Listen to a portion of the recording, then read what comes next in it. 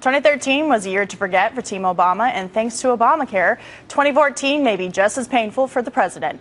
Hello, everyone. I'm Katie Pavlich, in Tonight for Sean. In a moment, I'll be joined by a bipartisan panel of pundits who will share with us their bold predictions for the coming year.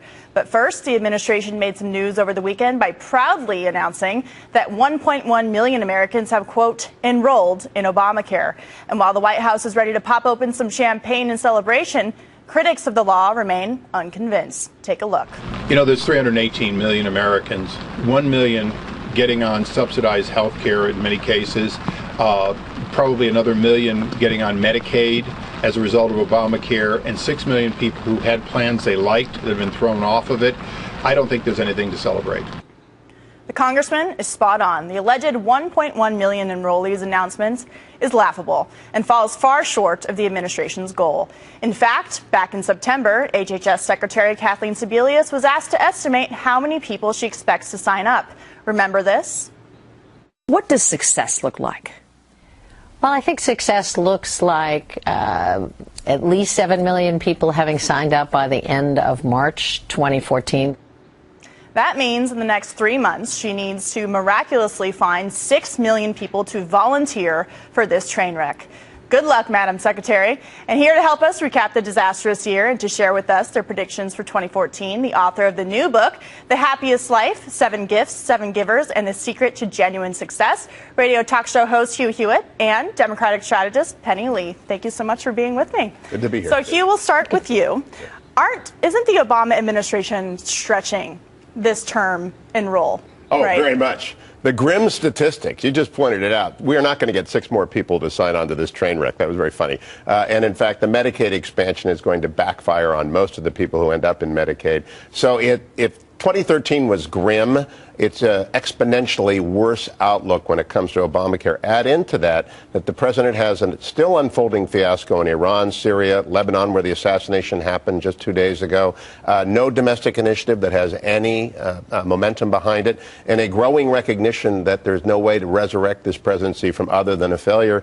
I just think he's better enjoy his Hawaiian holiday, because when he comes back to town, there is not much good news for him. Well, Penny, what about you? Do you think the White House should be celebrating this 1.1 million enrollees, considering it used to be the definition of enrolled was simply putting something in your shopping cart, not necessarily being covered, and definitely haven't have paid for that plan? Well, unlike others, this is the holiday season. I didn't find all lumps of coal in the stocking. I mean, there is some good news that is out there, and a lot of that is pointed on the economy. The president wrapped it up well when he said in his closing press conference, look, we've added 2 million new jobs. Unemployment is coming down. Housing starts are going up. We are seeing an economic recovery starting to begin. We had 4% of GDP growth. So there are some good news out there. And I know a lot of people want to just lump the whole thing and call it one big disaster, but it wasn't. There is another side of the story, and that is on the economy, that it is beginning to improve.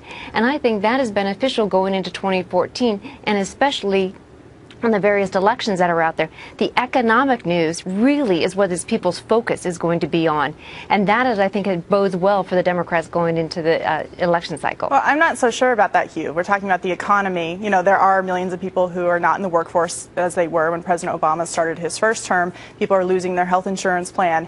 And Obamacare isn't going to help that. We're going to see even more layoffs next year, don't you think? And we're going to see a lot of small businesses drop their employees. Big story today out of Michigan of a dealership that did that. That's the first domino to fall. That people are going to find that their employers are no longer going to participate. They'll be thrust into these bronze plans, and they'll be terrible. So while Penny is right as a Democrat strategist to try and find something, in fourth quarter GDP, sure, maybe that's real, maybe it's not. It looks like 2% for the year. Most people feel that we're not in a growth mode. Most people will be writing much larger checks for the health insurance they have for fewer benefits. And our friend Mary Catherine Hand came up with the term doc shock. They're going to run into doc shock as well. Add into all of that the Senate is fractured and broken. Mitch McConnell and the Republicans are still angry over Harry Reid's unprecedented destruction of Senate rules. It's going to be a very rugged year. I wrote The Happiest Life because I thought we had to focus on how to turn people around to look towards good news. But if I'm a Democrat, I might want to just stay under the covers for the next 12 months. What do you think, Penny? Are the Democrats going to just stay under the covers? And was Harry Reid's move with the filibuster a good thing, or do you think that's actually going to cause even more gridlock gridlock that the president loves to complain so much about. How much more gridlock can you have? I mean, come on. You have a House that is absolutely intransient, that absolutely can't even control their own caucus. You have Boehner now going after his own Tea Party members, saying that their strategy was absolutely 100% flawed. You had a flawed strategy of shutting down the government that actually had repercussions on the Virginia elections. For the first time, Democrats swept all statewide elected offices in Virginia. So there is a lot to be positive about going into the elections, and I think we have strong candidates. We are in some red states and we are in some blue states, and I think that we have some terrific candidates out there. And one of my predictions is that the Senate does continue to stay in Democratic hands, because we have had these dire predictions before. I remember in 2006, people said there's no way Democrats can take over. Well, we took over, and we kept it in 6, we kept it in 8, we kept it in 10, and Democrats are going to keep it again in 12. I'm not so sure when people are seeing their health insurance go up and their doctor's gone that they're going to be able to keep the Senate. But what are your predictions, Hugh, for 2014? My first prediction is the exact opposite of Penny's. In fact, I think at this Shocker, time right? next year, senators will number more Republicans than Democrats, led by Tom Cotton in Arkansas, Shelley Moore Capito in West Virginia. There's a long list, and it's getting longer. In fact, Virginia, if Ed Gillespie comes into play, Colorado's going to be in play. There's talk of a Minnesota candidate to take on Al Franken. There are lots of states that weren't even on the board, and the board already looked good. So I think my first prediction is there isn't a single Republican who's threatened. This silly attempt to get Mitch McConnell in trouble is going nowhere in Kentucky. So the Republicans will get the majority back in the Senate. That's my first prediction. Penny, what's your prediction for 2014?